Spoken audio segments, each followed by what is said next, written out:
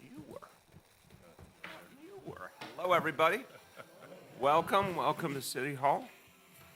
All right, that was a good ringtone. It is a pleasure to be with you, to be back together again. Want to start by saying a thank you to all of you for the work you do. In a world where there's, one could argue, too much information, too many stimuli, and people are seeking truth, a lot of folks and communities all over the city turn to you as trusted interpreters of what's going on in this city and this country and this world, and depend on your outlets, your publications, to help them get a clear picture of what things are happening that really affect their lives. And I think we can safely say that sometimes the mainstream media leaves out a lot of the stories of the communities represented here and doesn't speak to their realities and their needs. But you, in so many cases, play that role. I want to thank you for that. I am joined by my colleagues. I think a lot of you know my Community Affairs Commissioner, Marco Carrion. I thank him for his good work with all the communities represented here. And I want to thank Bita Mostafi, who is our acting Commissioner for Immigrant Affairs, for the great work that she has been doing. Our Commissioner, Nisha Agarwal, is on medical leave and will be back soon. And Bita is continuing Nisha's great work in her absence. Just to say a few things quickly, and then I look forward to opening it up. I don't need to tell anyone here there is a very, very different reality in this city and in this country than if we were sitting here just a year ago. The amount of fear and the amount of confusion has grown for so many communities.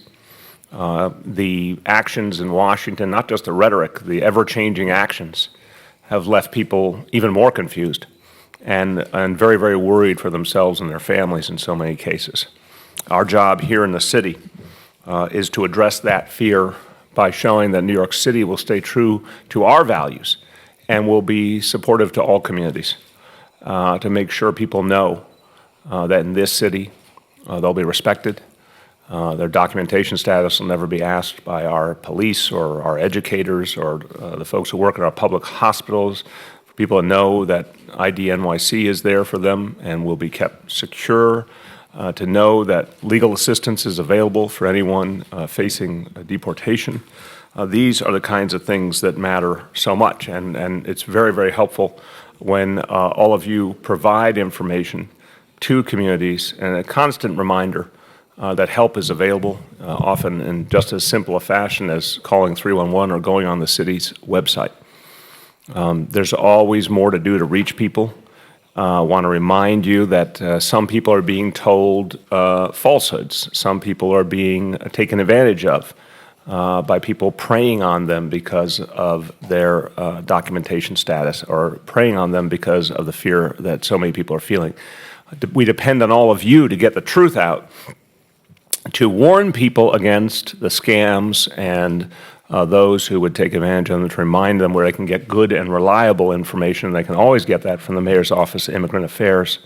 That should be one of the go-to locations for consistent information. It was very, very helpful if you remind people of that. We obviously this week are focused on DACA, 30,000 New Yorkers directly affected.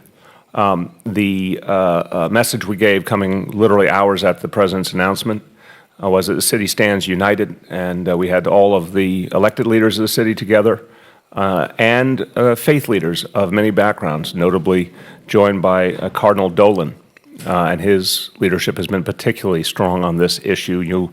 I'm sure many of you saw the absolutely inappropriate and upsetting comments by Steve Bannon directed at Cardinal Dolan. The Cardinal is staying true to his faith and as being a leader in the truest sense by standing up for everyone who is a recipient of DACA. And I commend him for that. But where that kind of common front you're going to see in this city in addition to all the efforts to help the DACA recipients get good information, to make sure that any who need to reapply in the coming weeks, who need an extension in the short term, do it. Most importantly, we're going to be working on two fronts. On the legal front, still refining what cities can do to fight this back, fight back the president's action, and we will take every possible legal action. But even more promising to me is congressional action, which might sound surprising to some. But I think what has happened here is that the national distress, and it's really something that cuts across ideological levels in many ways, the national distress that young people who have only known life in the United States could be sent away and ripped from their families. That is creating a tremendous pressure on the Congress to act. We already see a surprising amount of support from Republicans for the DREAM Act or the Bridge Act. I am very, very hopeful that over the next 6 months we will see action. And what I'm going to do is work with mayors around the country, and a lot of Republican mayors are willing to be a part of this, to push those swing votes in the House and Senate to support the DREAM Act. I think we have to understand this is a moment where a lot of communities are speaking out, and that is affecting the behavior of some Republican senators and Congress members. We certainly saw that on the Affordable Care Act. I think we're going to see it again on the DREAM Act.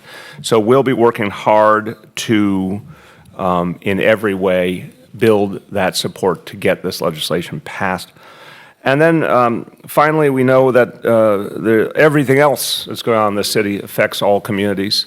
Opening day of school yesterday, really, really proud of the progress our schools are making, and also the beginning of a very new era with the first classrooms of 3K, high-quality, free early child education for 3-year-olds. That started in the South Bronx and in central Brooklyn and will expand across the city.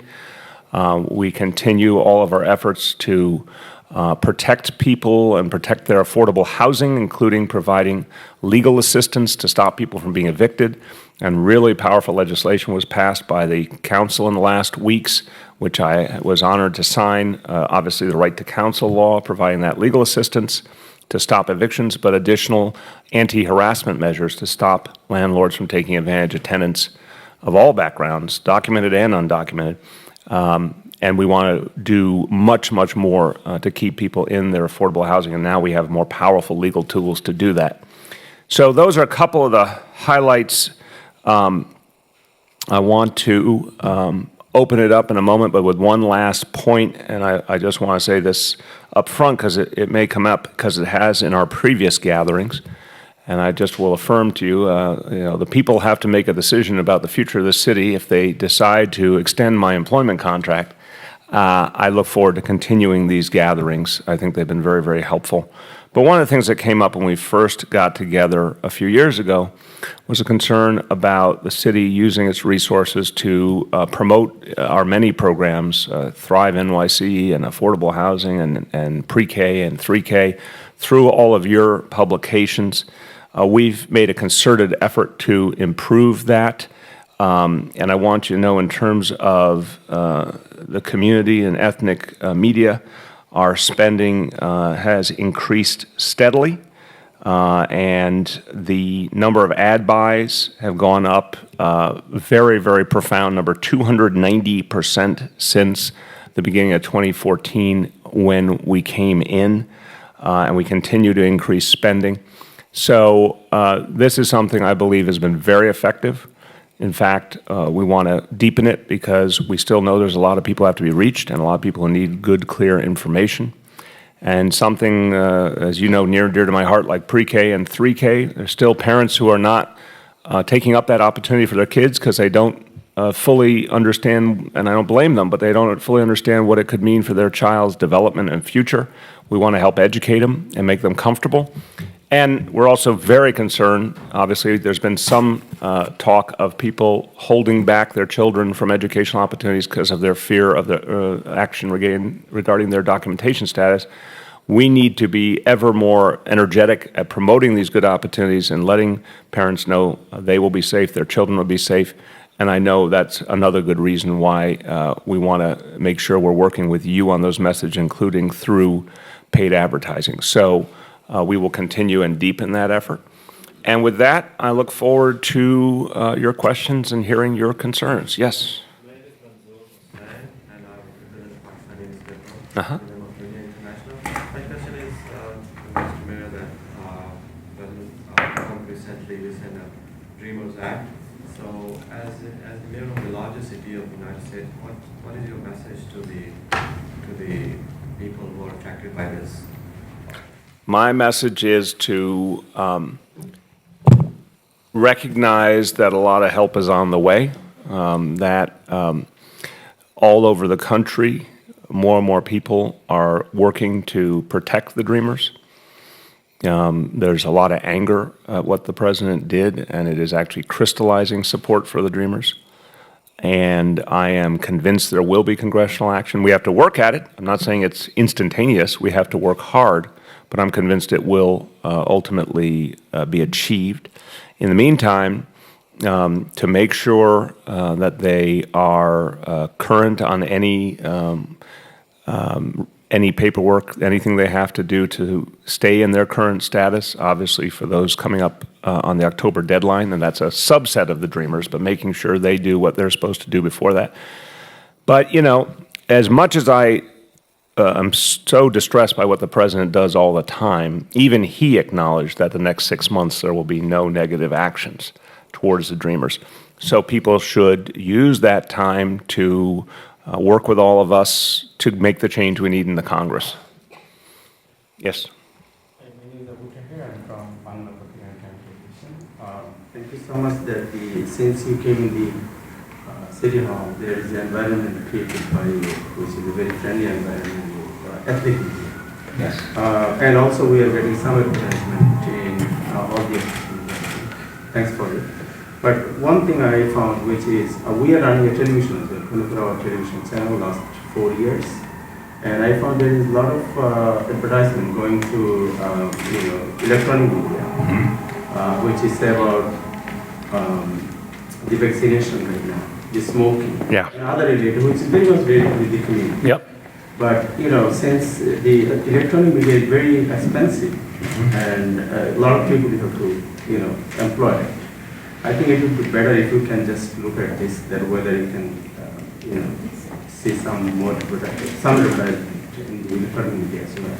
Well, yeah, we will look at everything. I think the point about being expensive is part of the challenge. Unlike the private sector, which devotes a huge amount of resources to advertising, we have some real limits. So, we're usually on pretty thin budgets to begin with, and we try to reach as many communities as we can. But look, if people are willing to work with us to figure out a price that we can afford, we want to do as much as we can. Everything I'm talking about, we want to promote. You're exactly right there. We'll see what we can do. Right, and that's very helpful. And Jessica will follow up, who's done a great job helping us build up our advertising efforts in all of your media. And I thank her for that. The point I make is we have a common cause.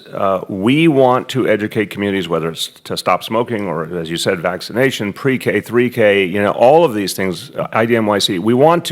We really want people to know about it. We're very urgent about that. You do too, and I understand you need advertising to keep your publications going and keep doing the public service you do. We're going to try and match up as much as we can, just recognizing we do not have extensive advertising budgets. We have limited advertising budgets, but we want to use them in a more equitable and effective fashion. So Jessica, certainly anyone from a broadcast outlet who wants to present us options that we may not have known of, we would welcome it. Yes? Hi, Tony Rogers from the Harlem Community News. First of all, I'd like to thank you and also co-founder Harlem Week. Excellent. I'd like to thank you for all of the work that you did over the past almost 6 years, but it seems like 6 months. But nevertheless, the Harlem Community News is certified WWBE state.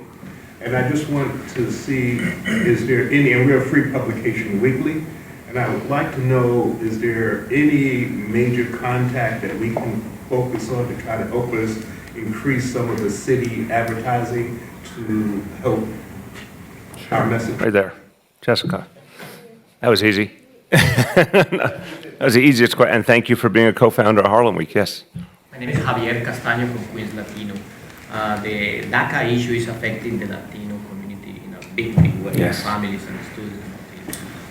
Let's figure out that in the next 6 months, the Congress is not going to do anything. And the lawsuit is not affecting anything. What is going to happen? What the city is going, or what is the plan of the city for 7 months from now?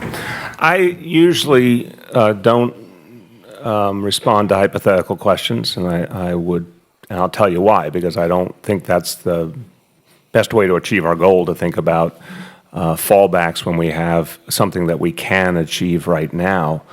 I also understand the city has things we can do and other things we can't do when we're talking about a federal policy. So obviously the legal services we have put in place with the City Council are there right now for anyone facing deportation. And that would be true if there was ever a situation in which there was a problem with DACA. We would keep doing everything we could to make sure we could serve as many people as possible. But I don't think that's, I'm not saying your question is not fair, I'm just telling you I don't think it's the right way to think. I think the pendulum is swinging very hard on this issue. I think there's tremendous pressure on the White House and on the Congress to act. I think we need to increase that pressure. I think it is, to me, almost inconceivable that they don't act. I think it leaves them so vulnerable substantively and politically. I think the strong voice of faith communities is going to play in here, who overwhelmingly regard the DACA recipients as a very sympathetic group of people. So I don't think we should be planning on fallbacks right now. I think we should be energizing a strategy to win and get as many members of the House and Senate to agree to the DREAM Act or something very close to it. And I think it's also very interesting, I haven't fully analyzed it, but the vote in the last 24 hours on this package of items that Trump negotiated with the Democratic leadership suggests an understanding that the recklessness of the previous approach the White House took was very damaging to their standing. And I think it's way too soon to predict anything about Donald Trump, to say the least. But on this one, the door is wide open for a solution. It's quite clear. And if they can make the deal they made on the debt ceiling and the continuing resolution, which in many ways are even more controversial issues in recent years, I'm certain they can make a deal around the Dreamers. Deborah Lee. Hey. I want to just actually follow up on that. You've been very outspoken in your opposition to the Trump administration and in your fronts, including DACA. Beyond that, though, as you pointed out, Democratic leadership saw fit to speak to New York opinions. And I was wondering if you could speak specifically to areas of potential collaboration that you might well initiate with the Trump administration going forward in similar fashion. I don't think that way yet, is the honest answer. I'd like to see more evidence, even though I believe this was the right thing to do for everyone concerned, to agree to raise the debt ceiling, to vote on the continuing resolution, the Harvey aid, et cetera. I don't think it's proof of a paradigm shift. As I said, I want to see a lot more before I believe that. I do think it has a continuity with the DACA vote because I think they stem from the same situation. The president was in an untenable situation. That's why I think he did it. I think he was running out of options. We've seen his poll numbers, and we've seen how the erratic approach was totally destructive to what he was theoretically trying to achieve. I think they understand more and more, maybe it's General Kelly's good influence too, that they understand they have to resolve some of these outstanding issues if they ever want to get anything done. But that's a different matter than whether there could be grounds for any more meaningful collaboration. So my argument is let's keep pressure on him. Until we have evidence of a conversion experience at the White House, let's keep pressure on. And DACA is a great example. I think we succeed in DACA if we really put pressure on the swing Republican senators and Congress members. That has to come from the grassroots up. That's why I'm going to work with fellow mayors around the country. It has to come from fellow Republicans. It has to come from independents. It has to come from clergy. It has to come from the business community. And I think on that one we can win. But I am dubious on other fronts, and I am particularly dubious on the tax, quote-unquote tax reform, which is really what they're trying to achieve. And I want to caution everyone, there's a great phrase from the Watergate years, and a lot of other people have used it, follow the money. I believe that what's really happening here is the Trump administration is trying to reset themselves to achieve a quote-unquote tax reform that will really be a tax giveaway to millionaires and billionaires and big corporations, and is very dangerous for this city and other cities, because that would mean a huge revenue loss for the federal government, and that will come out of education funding and housing, affordable housing funding and mass transit funding. And on top of that, there's discussion of taking away exemption for state and local taxes, which is going to greatly increase taxes in many parts of the country and certainly cause more burdens on local budgets. So I want to see if there's any possibility this president is going to take an entirely different path. I'll be watching, but I need to see a lot of evidence of that, and I unfortunately don't believe that. I believe it's a calm before the storm. Is there a particular issue beyond DACA? And as you mentioned, that you would look to put pressure on him with the grassroots activists, with the faith, with the faith community, beyond DACA, that you would see as something, and as you mentioned, the tax Right. that you would point to. Right now, from my point of view, it's DACA, tax reform, and healthcare is not done yet. And I remind people that. I think, again, a grassroots effort helped to protect the Affordable Care Act, but that drama is not over. So those are among the things where, I've put my focus on working with fellow mayors and organizing from the grassroots up. We're going to keep doing that on all those three fronts. If we see a different approach to all of that, again, we might be in a new era. But right now, I'm really, really concerned that what you're going to see is a very painful tax reform that deeply hurts cities around the country. And I shouldn't call it a reform. I'm using shorthand there. Hank Levy with the Jewish Post. During major disasters like we've seen in Texas, and now we're anticipating from Florida up the coast, the help of the federal government can be crucial. Yes. Can you compliment President Trump and his team for what they've been doing and how they've been reacting to local and state officials in these instances?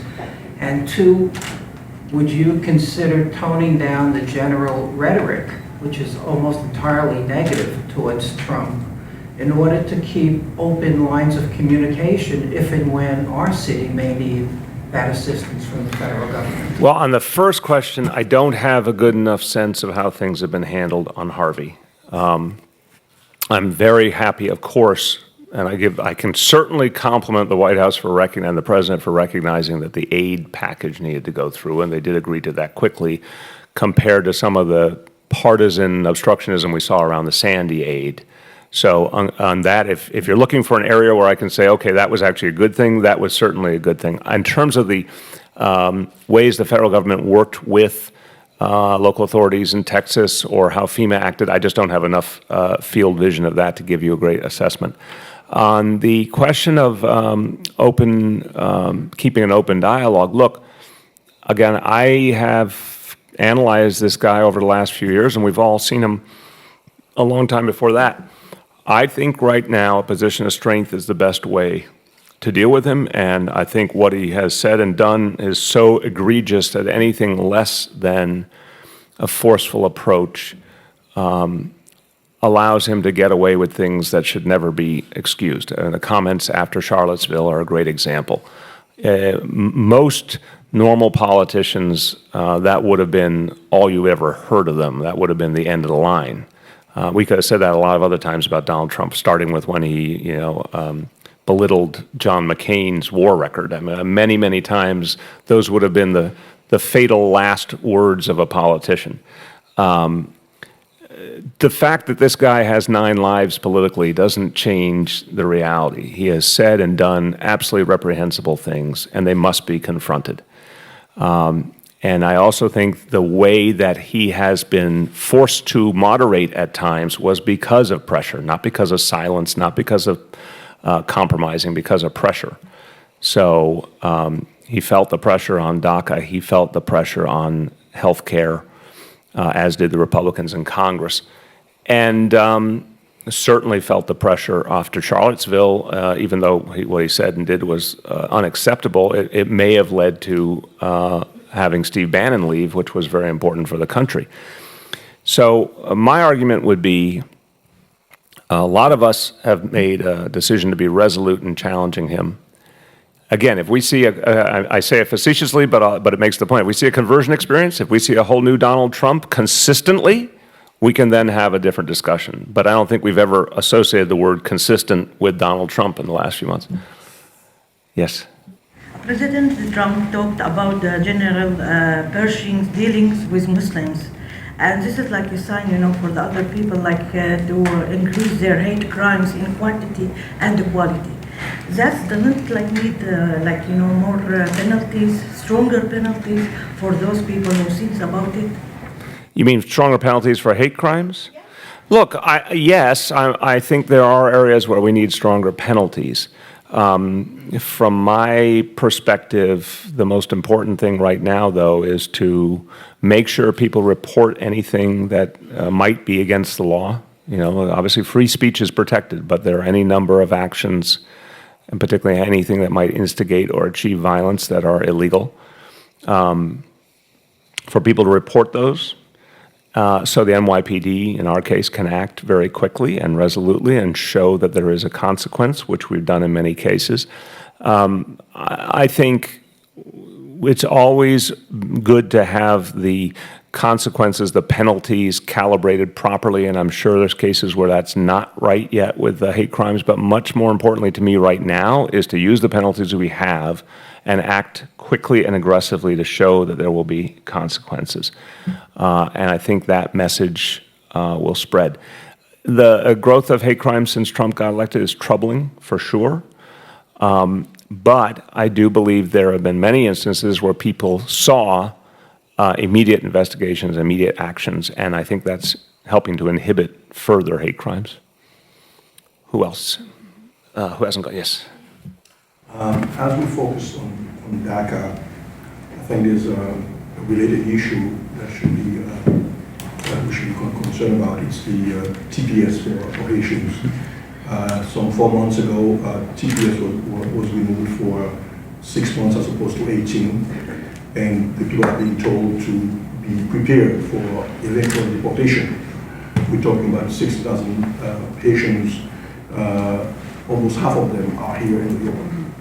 And in about 2 months, November 23rd, we will know what this people will be told. Should they be prepared for being deported to Haiti? Or so it's the mother of all issues to us at this point. Sure. And that may be rehearsal for the bigger question, because we're talking about close to 250,000 people with TPS, mostly Latinos. So they may be using the TPS for Haitians as a rehearsal for dealing with this major thing.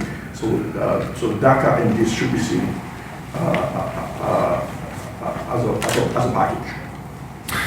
Well, I'm not, I'll turn to Bita, I'm not the greatest TPS expert in the world. I understand how necessary it is and will fight for it. I think it is, by definition, a harder fight than something as relatively universal as DACA and the Dreamers.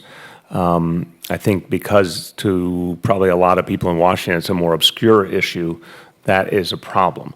On the other hand, it relates to crisis and catastrophe, and that does help even people I wouldn't agree with politically to understand how important it is. And if we want any chance for Haiti to keep recovering, the folks who are here, many of whom are sending back a lot of support to their homeland, it's actually a very important part of the recovery process, in my view.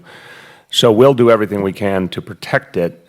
But Bita, why don't you talk about the context?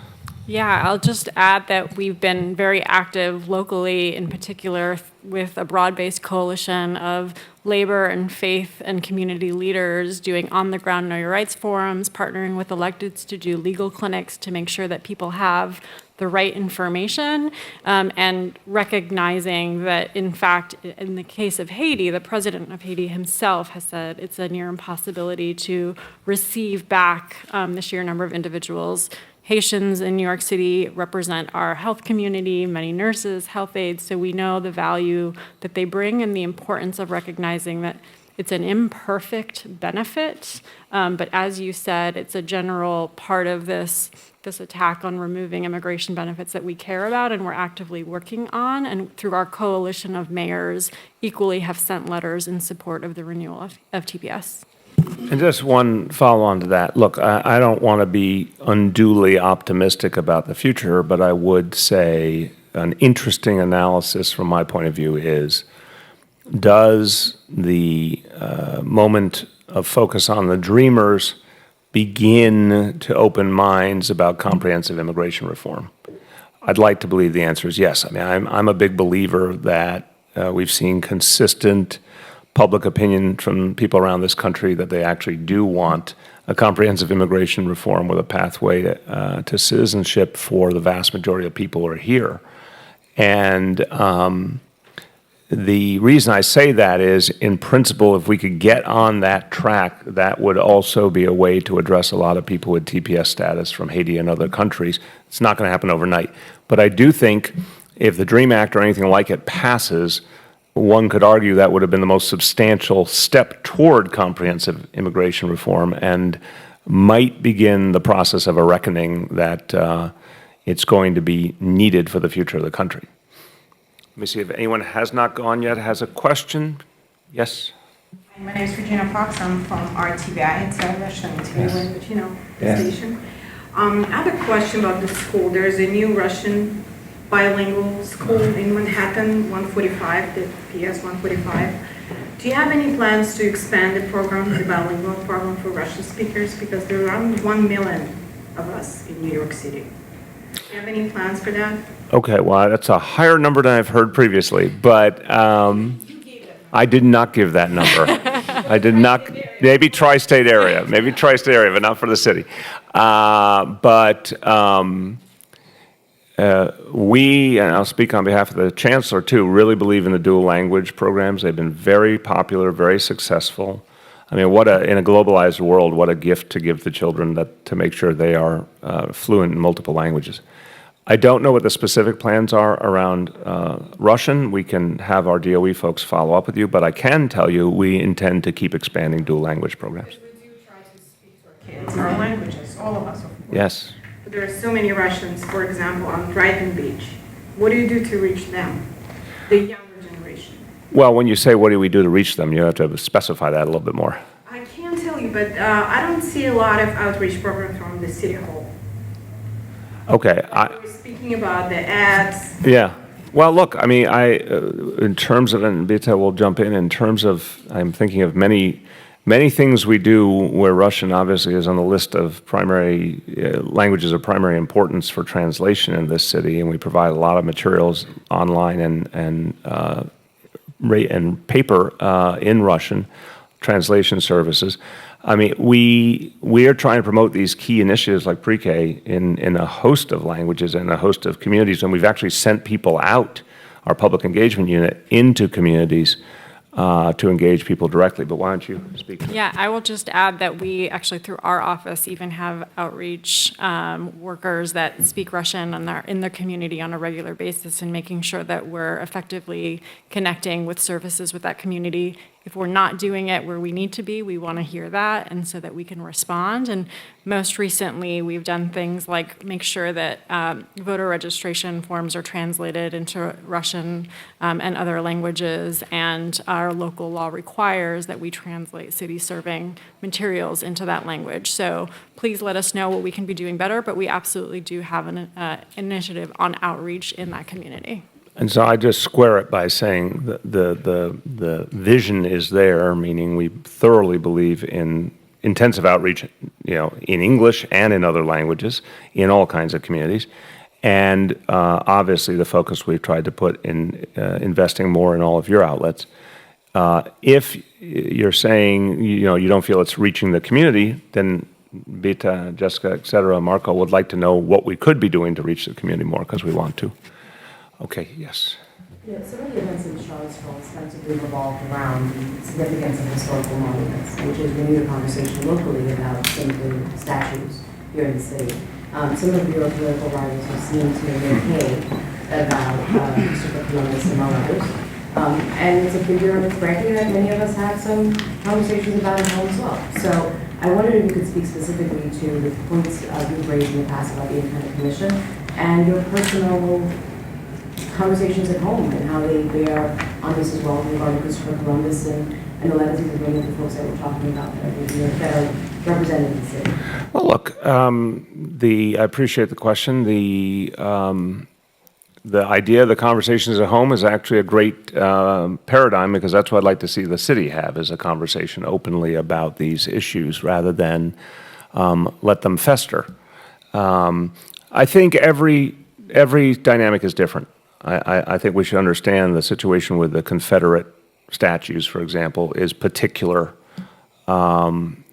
because that's its own history, and also I think there were so many people pained to see their government embracing that symbol, like on the State House lawn in South Carolina or on the Mississippi state flag. So that is one piece of the equation of this larger discussion.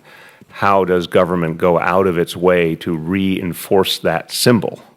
I think a lot of the other things are different, meaning the statues and markers and one thing or another that raise real historical questions, but don't involve the kind of constant promotion of an idea as we saw in some of the situations with the Confederacy. So what I want to see is a commission that thoughtfully evaluates a whole host of things brought forward by New Yorkers. I want it to be an open nomination, if you will. Any New Yorker can put forward any concern. It gets looked at. Most importantly, an effort to come up with some kind of universal set of guidelines of how we handle these things going forward. Look, I will only say this. I thoroughly, I don't want to say I understand everything because I don't know all the history, but I thoroughly acknowledge the complexity of Columbus. I got a master's degree in Latin American studies, so it's hard to miss some of that complexity from my studies. But I also understand, as an Italian American, why he was promoted to generations of Italian Americans as a positive symbol, a symbol of pride in a country that they often felt was rejecting them. And I talked about this the other day. The discrimination, the open discrimination against Italians in this country occurred until very recently, and the media stereotyping negative media stereotyping continues. So I understand why a lot of people have been told about only the good element or the good interpretation of Columbus, and why that raises some real concerns for them when they hear something being examined. I said the other night in the debate, I think we should never fear looking at these questions. I think airing them out is good and healthy and actually helps us to move forward. So that's what I look forward to the commission doing, looking at these things and coming up with some way to think about how we move forward as a city and obviously what we do with future monuments. Can we see there's a few more? Go ahead. My name is Eric Martinez from El Diario. Mayor, since you are looking for an extension of your contract as a mayor for the next term, one of the biggest concerns of people in New York is still the transportation, even though I know that MTA is running by the government more than you. They ask on the street what the city can do more in order to push governor to do something to improve the subway. And my another question is, what is your position about the announcement from Governor Cuomo about increase the fees for people who throw things on the subway? Sure. Well, I agree with that. I haven't seen all the details, but the concept of cracking down on littering in the subways that's causing these track fires, I agree with that. The bigger point, look, I think it is understandable that folks look at the situation with the subways and they're just totally frustrated. It's having a horrible impact on their lives, that there's all these delays. And I always say it's affecting whether people get to work on time or pick up their kids after school on time or, get to a job interview. So I understand the frustration, and I also understand that for a lot of people, there's still confusion about responsibility. Although I've noted in the last year, the understanding of the fact that the state runs the MTA and the governor is responsible for the MTA has deeply increased. I've been really struck by that. And I've talked to people all over the city, and I go to town hall meetings, and I literally ask the room, like, who's in charge of the MTA, and more people are raising their hands when I say the state. And that is part of the solution. If we were talking right now about a police issue, or a education issue, or a sanitation issue, I could not pretend to you that that's not my responsibility, right? I mean, if you said, oh, I have a concern about the city schools, and I said, well, I don't actually run the schools, you'll have to talk to someone else, you'd laugh at me. So the fact is, we actually needed to have a deeper civic conversation to clarify that the governor and the state are responsible, and that is the pathway to fixing the problem. The MTA was built to evade responsibility. It was literally built structurally to be unclear, so that whatever it did, no one knew who to blame or to hold accountable. Well, now actually something's changing. The governor and the state are being held accountable, and I think that will foster the action we need. The second point is, when the governor said he wanted money from the city, I responded that we will work with them on a long-term plan, but the immediate money that they need to address is the $456 million they took from the MTA over the last few years and diverted to other causes. They have that money. The state still has a surplus. They should return that money to the MTA. If that were happening at the city level, everyone in this room would say, how dare you, you have to give that money back. So same thing, the state should give that money back. That will address the immediate needs. And in the long term, I've put forward the millionaire's tax, which will certainly provide the kind of money every year. It could be made, in my view, permanent. I think it should have been done a long time ago. 700 to 800 million per year for the MTA. $500 million or more of that would go to fixing the physical plant of the MTA, and that could be used for bonding to bring in a lot more resources beyond that. About $200 million would go for the fare, which is the half-price Metro cards for low-income New Yorkers, which I think would be a great act of justice and provide a lot more opportunity. It would be a sustainable source of revenue. And Lord knows the millionaires and billionaires of New York City could afford it. A lot of the pundits say, oh, it's not possible, let's do something else. I argue that's a misunderstanding of the political context. If the governor got behind a millionaire's tax, given what's happening in MTA, given how much people want to see millionaires pay their fair share, that could be acted on quickly. And there is no other alternative on the table. There's been talk about congestion pricing. There's literally no plan that's been offered by Albany to date. So the only plan on the table is the millionaire's tax, and I think it's something that would make a huge difference. Yes, in the back. Issa Juf Campbell, AfricanSpot.com. I know that you're very proud of the pre-K program. You just launched the 3K. I cover the African immigrant community, and many have unconventional schedule. And we know that in the community there are few illegal family cares. They do use the illegal family care because they cannot find on the city level help. So do you plan on doing something for immigrant New Yorkers that work unconventional hours and cannot get what they need with the regular? So I want to separate the answer into two parts. Do we have a plan right now? No, we do not. Is it something we should look at to see if we can find an alternative? Yes, I think that's a perfectly fair request. I don't know how to do that in the first instance because we've built this along the same lines as the school system. I mean, that was part of what was so important about pre-K, was to add another grade to our school system, working with the community organizations and all the different types of schools. and we want to do that again with 3K, which means it's harder to think about how you do something on a very different hours schedule. But it's not inconceivable. We'd certainly welcome community leaders to meet with the Department of Education to talk about what that might look like and who might be able to provide that working with us. Because I do know, you're right, every New Yorker has a different set of hours, and it is worth looking at alternatives. So I'd say not part of the plan now, but worth exploring whether there's some way we could create that. Who has not gone yet? Anyone who's not gone, go ahead. What are you going to do on next Tuesday other than vote? And are you planning to have a victory party? Can you invite us? At Victory Party where? Victory party. Oh, yes, there will be well, I like,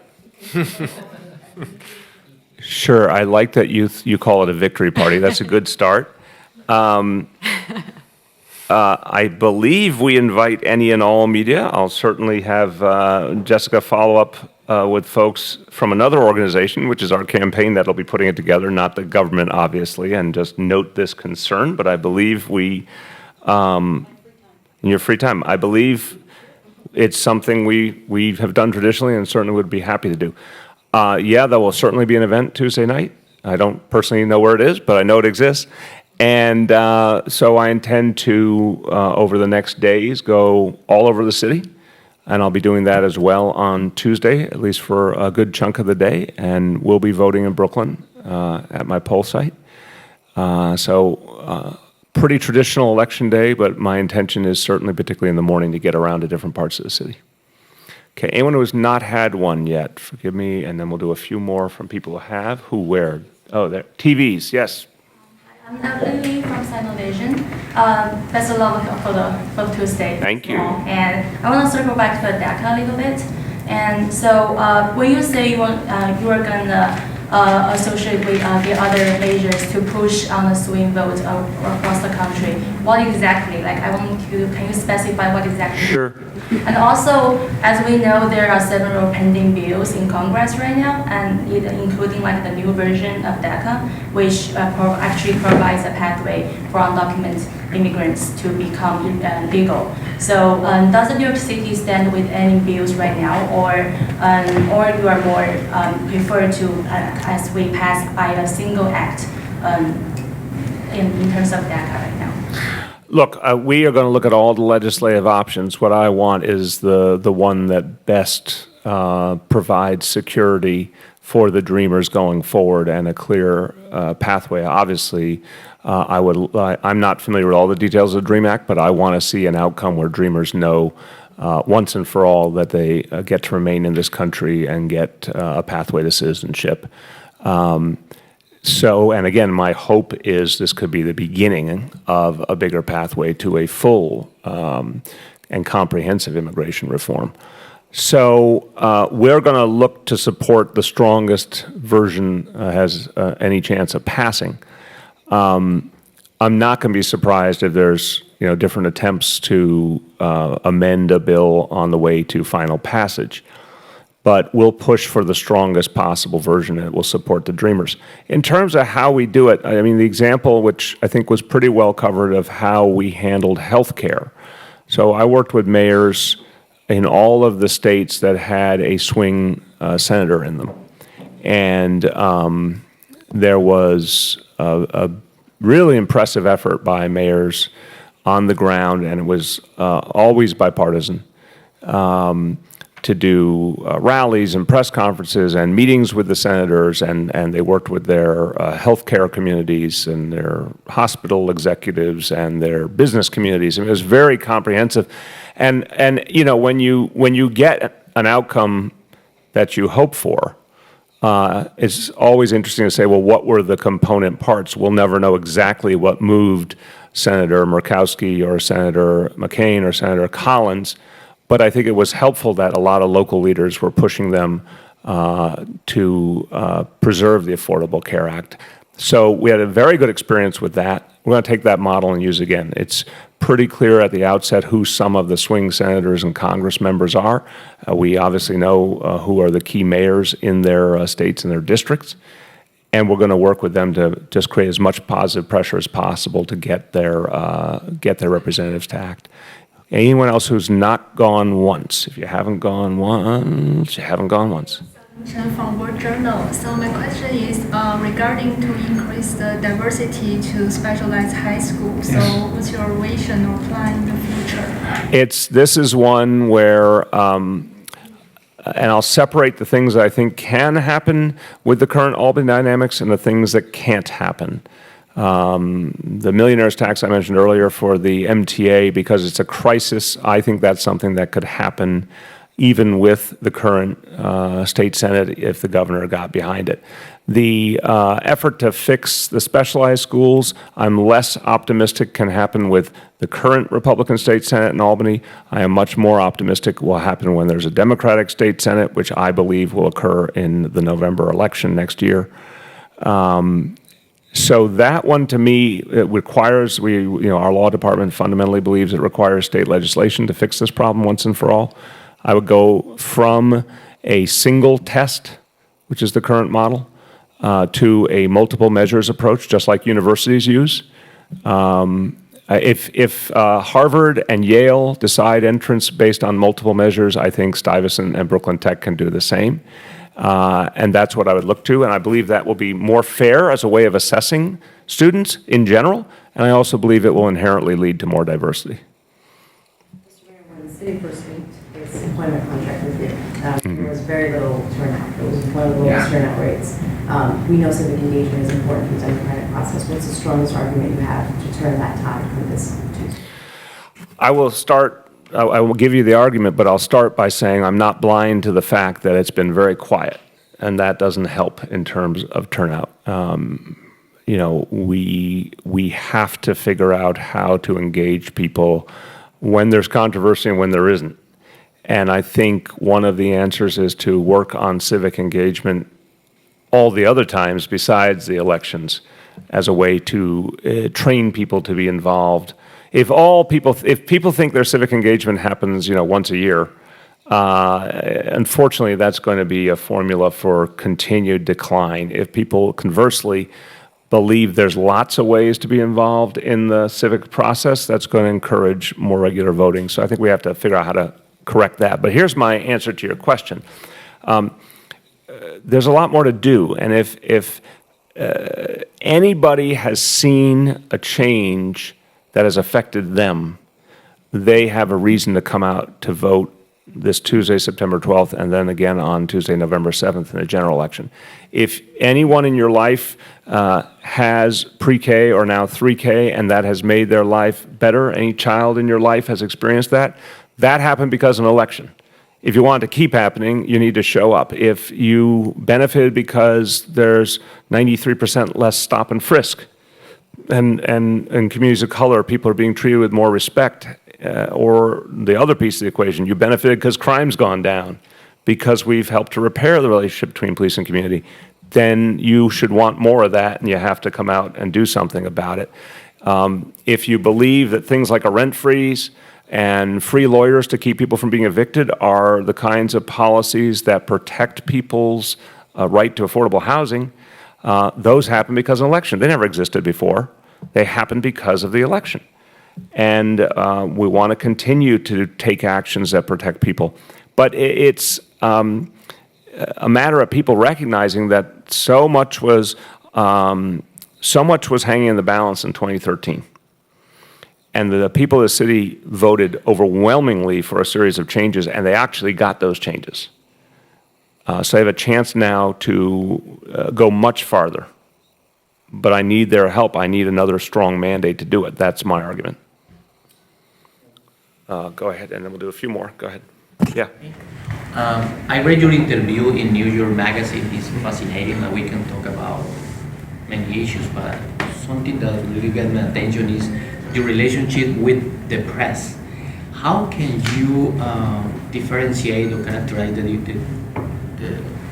ethnic media and you compare with the Anglo media and how it's treating you, our press? What a fabulous question. If Jessica could kick me under the table right now, she would, but she's too far away. It's too bad you don't have longer legs, Jessica. I could do it. Okay. Well, I'll give you a preface that I've said publicly before. When I directly hear from New Yorkers, it is entirely different than what's asked by the mainstream media. So I have had 30 or 35 town hall meetings where anybody can ask anything, and they typically go on for 2.5, 3 hours.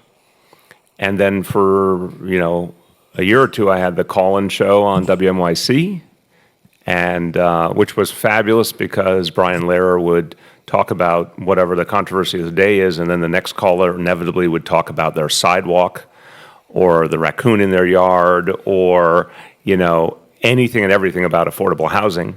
And it was the perfect example of the famous phrase from Tip O'Neill, all politics is local.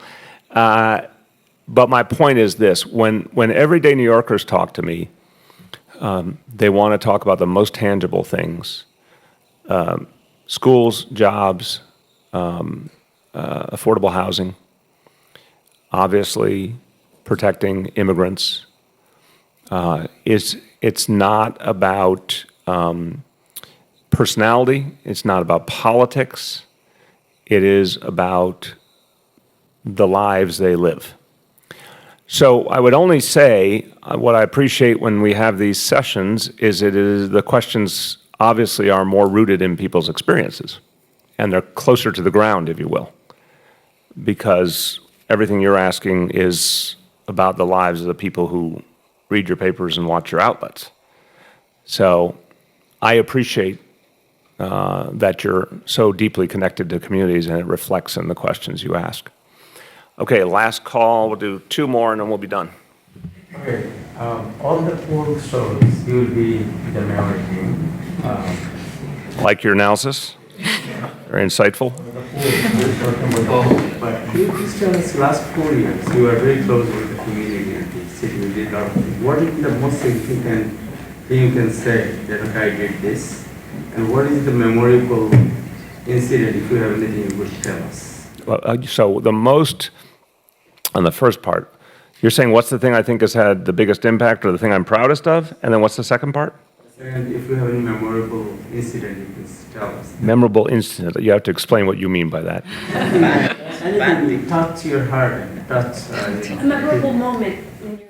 Oh, well, there's been thousands of them, so it's a little, I'll give you something recent because there's been so many. But on the first question, there are a lot of things I'm proud of, but I think I've been pretty consistent about saying the thing I'm proudest of is early childhood education, because I think that's going to change everything. It's funny to work on something that you'll see the full effect of in 15 or 20 or 25 years. A lot of people in public life need instant gratification. So I think the beauty of pre-K and now 3K is we knew that it was going to start to help kids right away and make them intellectually stronger, and obviously take a financial burden off of parents. But the real impact we'll all get to see in a generation when we have an entirely stronger, smarter generation of young people taking over this city. And I think kids who are going to have much more ability to stay focused on their education and to avoid some of the dangers out there. So that, to me, is the most moving thing. It's one of the things we've done that's reached the most people. I'm very proud of that. I recommend to all of you Juan Gonzalez's analysis from a few days ago that was in the Daily News. And I give him a lot of credit. I mean, he's always been one of the best journalists in the city. I give him a lot of credit for asking the big question, sort of the redistributive impact of this administration. And I think we have had a huge impact in terms of getting resources in the hands of folks who needed them and helping to create more equity in the city. But to me, you said, what's the leading edge? It's been pre-K and now 3K. On the memorable experiences, I think I can just give you from yesterday, because it was very evocative to me, and it was both ends of the spectrum. So I went into a 3K classroom, And I must admit to you, even though my kids went to preschool, they went to pre-K, full day pre-K in the public schools, but before that they were in nursery school and all. So I've been in those classrooms, but I believe in this vision, but I had never been in a New York City public school 3-year-old classroom before because they didn't exist. And I went into a classroom in Brooklyn, I would say maybe, noon or something yesterday, and I walked in the door, and I was like, oh my God, this is literal history before our eyes. Like, this has never existed, and here it is. And I was very excited and very moved, and the parents were so happy, but I didn't know how 3-year-olds would react, because I'd seen the 4-year-olds, and I've always been very impressed at how focused the 4-year-olds were, but I didn't know how the 3-year-olds would react.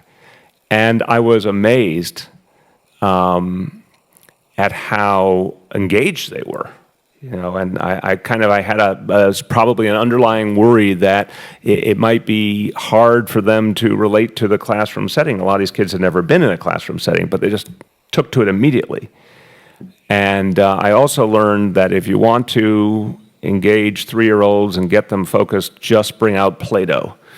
Play-Doh is an immediate focusing agent, and they were all totally into the Play-Doh.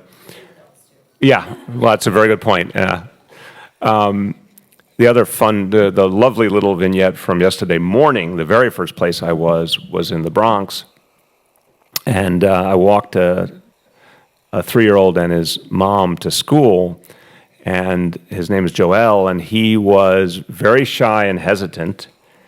But one of my colleagues wisely anticipated the situation, so I had an imitation toy firefighter's hat, and Joel was hiding behind his mother's leg and didn't want to come out the door of his house. So I just held up the hat and said, Joel, do you want to look at this? And he's like, looks out from behind her leg and looks some more, and then he starts walking forward, and I said, I brought this for you, do you want it? And he's like, runs forward at that point.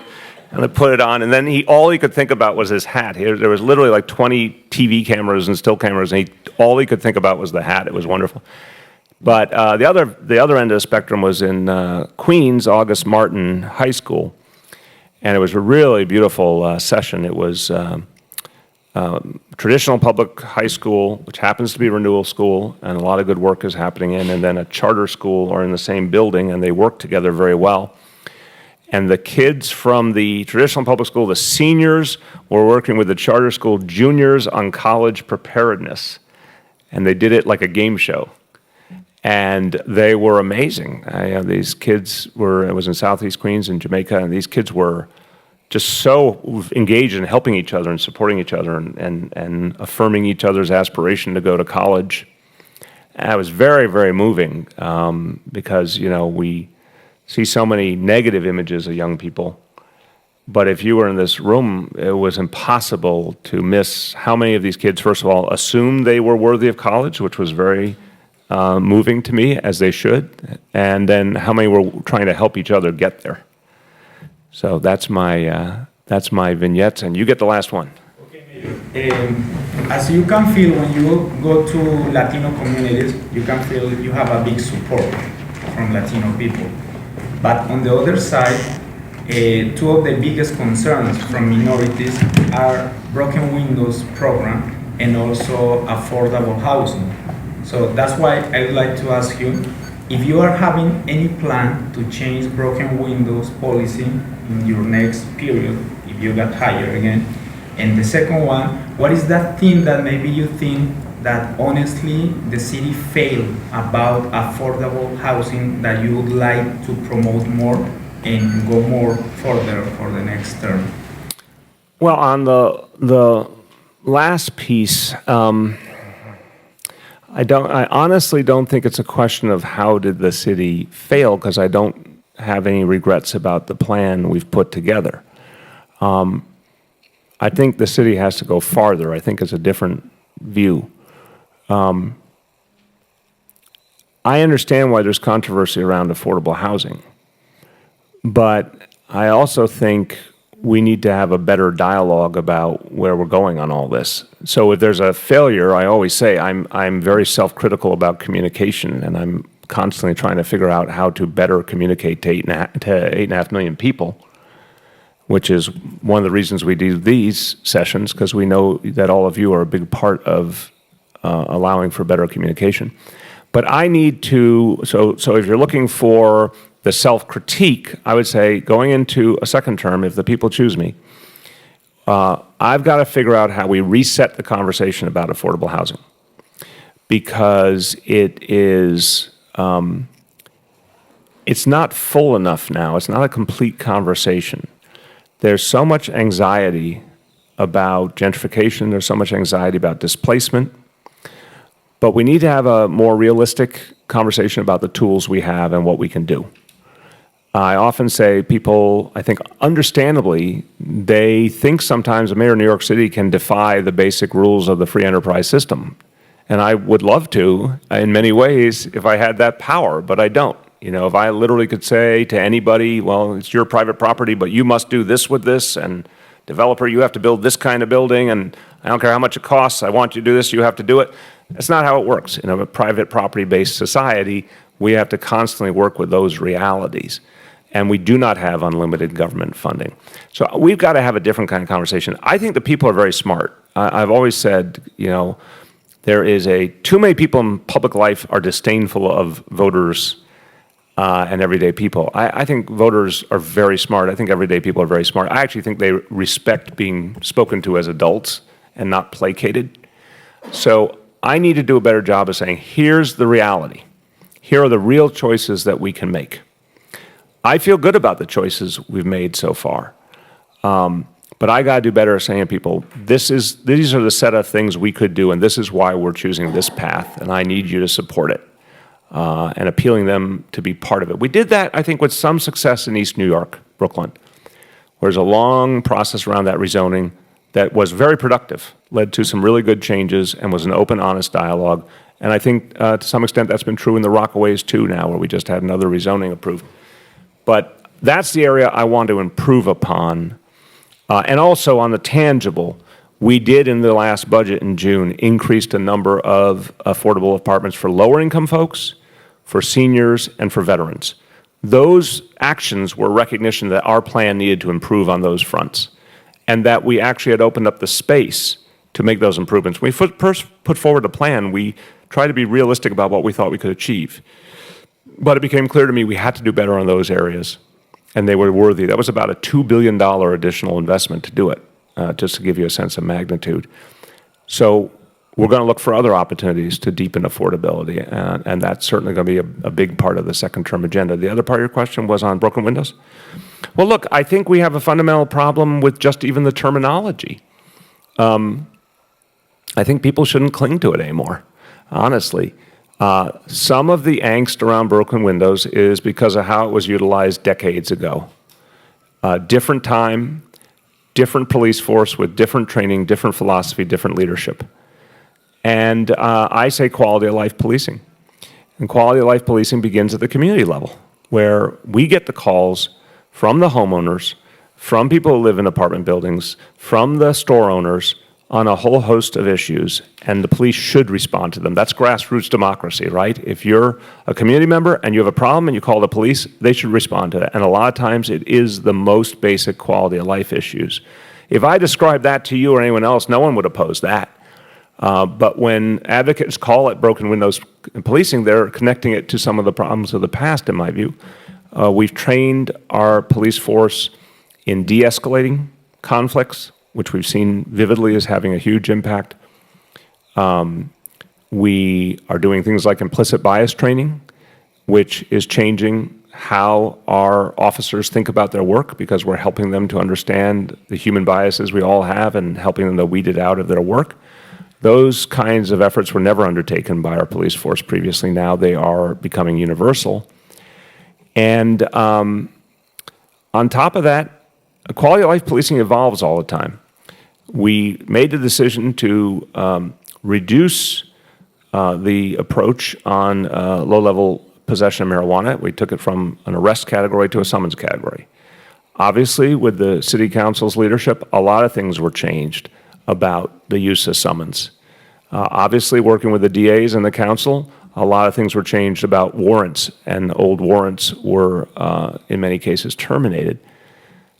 So I think it's important to recognize all that is changing, and quality of life policing will evolve every time. We're constantly looking for ways to reassess. Some people bring up turnstile jumping, fare evasion.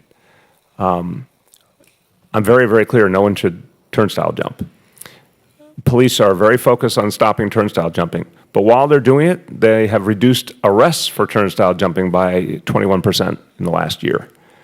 So that's another evolution of quality of life policing. So I feel that if you say what's going to change, I'd say we are constantly going to evolve. We're going to constantly improve training. We're going to constantly look at what's working and what's not working. But I would only ask that people recognize, judge quality of life policing in this administration by what it has been now, not by the broken windows of 20 or 30 years ago. Thank you very much, everyone.